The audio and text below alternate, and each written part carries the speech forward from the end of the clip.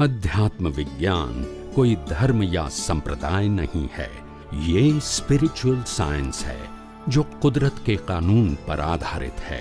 ये विज्ञान पूरे ब्रह्मांड के सभी रहस्यों को उजागर करता है और जीवन के सभी पहलुओं को समझने के लिए एक नई दृष्टि देता है।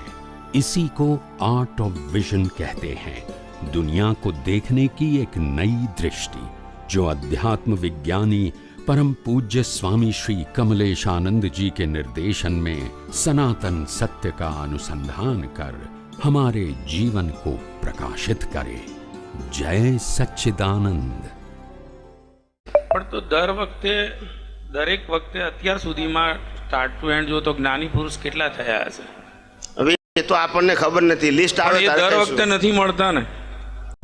આપણા પુણ્ય ના હોય તો ભેગા ક્યાંથી થાય? દરેક કાળે હોવા એવું જરૂરી પણ નથી, પણ હોય તોય આપણને ભેગા ક્યારે થાય?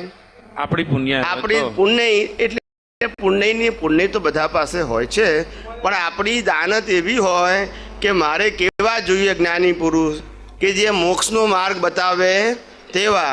પણ તમે એમ કહો કે મારે કેવા જ્ઞાની જોઈએ કે મને ધંધામાં કામ લાગે, ઘરમાં કામ લાગે અને માદગી હાજગીમાં કામ લાગે, પરણાવા હોય તો કામ લાગે, છૂટાછેડામાં કામ લાગે, તો એવાય મળે। બધા અવેલેબલ છે। શું છે? લાવવાના નથી, આપણે નવા છાપવાના નથી, છે જ। સમજાય છે? આપણો જેવો ભાવ એવા જ્ઞાની ભેગા થાય આપણને। ખ્યાલ આવ્યો? આત્માર્થી જ્ઞાની હોય એ બધા સદગુરુ કહેવાય। શું કહેવાય? અને વ્યવહારમાં કામ લાગે એ બધા શુભ ગુરુ કહેવાય। શું કહેવાય? શુભ ગુરુને કૌંસમાં કુગુરુ કીધા। શું કીધા? કુગુરુ એટલા માટે કીધા કે વાતો આત્માની તરફની પ્રગતિ કરાવડાવે, એમની પોતાની ના થાય અને બીજાની ના થાય। ખ્યાલ આવે ને? પણ એ ગુરુ કુગુરુ એટલે શું? કોમર્શિયલ હોય। કેવા હોય? કુગુરુ એટલે કોમર્શિયલ। ગુરુ શિષ્યનું કામ કરે, શિષ્ય ગુરુનું કામ કરે, એટલે બેનું ગાડું ચાલે। શું કીધું? એમાં મોક્ષ બોક્ષ તો હોય જ નહીં કોઈ દિવસ, એકબીજાનું ચાલે। સમજાય છે કે નહીં? વારંવાર પેલો શિષ્ય ગુરુ પાસે આવે એટલે કે ગુરુ કે ભાઈ એવા આશીર્વાદ આપો મારો ધંધો વારો ચાલે, મારી તબિયત સારી થઈ જાય, મારો છોકરો છોકરી પરણી જાય। ખ્યાલ આવ્યો? મારે પાર્ટનરશિપનો પ્રોબ્લેમ છે, સોલ્વ થઈ જાય, મારે ઓર્ડર મળવાનો છે, મને મળી જાય, એવા બધા આશીર્વાદ આપો। હવે ગુરુ આશીર્વાદ આપે, એમને ક્યાં બીજું કોઈ તો આપવાનું છે જ નહીં, એટલે આશીર્વાદ આપે, જેટલી વખત આવે એટલી વખત। એમાંથી આપણું તકદીર સારું હોય તો કામ થઈ જાય, પણ યશ કોણે આપીએ? આપણે ગુરુને જ આપીએ ને। એટલે પછી આવી તરહ કામ સારું થઈ જાય આપણે, એટલે ગુરુ પાસે જઈને કહીએ કે ગુરુજી બસ આપના આશીર્વાદથી મારી સફળતા મને મળી આ કામમાં। એટલે ગુરુજી જાણે કે ભાઈ આ કમાયો છે। હવે શું છે? લોકો કેટલું કમાયો સાહેબ? 5-10 લાખ રૂપિયા મને મળ્યા। ગુરુજી કે સારું, હોય 2 લાખ રૂપિયા મારા પ્રોજેક્ટમાં આપી દેજો, એટલે તારું ચાલે ને મારું ચાલે। એટલે આવું છે। એટલે અત્યારે ગુરુ કોમર્શિયલ થઈ ગયા છે। કેવા થઈ ગયા છે? એને આત્મા સાથે લેવા દેવા નથી, પણ શુભાશુભ માર્ગ સાથે લેવા દેવા કરી। શેની સાથે? એટલે આવા ગુરુ તો હોય જ, પણ સદગુરુ મળવા એટલા આસાન, સદગુરુ મળવા એટલા આસાન નથી ને મળ્યા હોય તો ઓળખાવા આસાન નથી। કવિરાજનું પદ છે, એ પદની અંદર જે છેલ્લી લીટી આવે છે, શું આવે છે? તમે હે દાદાજી તમે અમને શું છે મળ્યા નથી એનું દુઃખ છે। અને છેલ્લી લીટીમાં આવે છે કે દાદાજી તમે મળ્યા છો પણ ઓળખાયા નથી એનું દુઃખ છે। કેટલાકને એવું દુઃખ છે કે દાદા પ્રત્યક્ષ મળ્યા નહીં એનું દુઃખ છે, પણ જેને મળ્યા એને શું થયું કે ઓળખાયા નહીં એનું દુઃખ છે। એટલે ઓળખ્યા કે સમજ્યા એ રીતે। એટલે આવું છે, બધાને ના ઓળખાય। પુણ્ય સારી હોય તો બધાને મળે ખરા, બધા એટલે પુણ્યશાળી જીવોને, પણ બધાને જ્ઞાની તરીકે ના ઓળખાય, તીર્થંકર તરીકે ના ઓળખાય, સદગુરુ તરીકે ના ઓળખાય બધાને। બરાબર। કારણ કે મોટા ભાગના જીવોની જે દ્રષ્ટિ છે એ દેહાધ્યાસથી આગળ ના જાય। શું ના જાય? દેહાધ્યાસથી આગળ ના જાય। ના સમજાયું ને?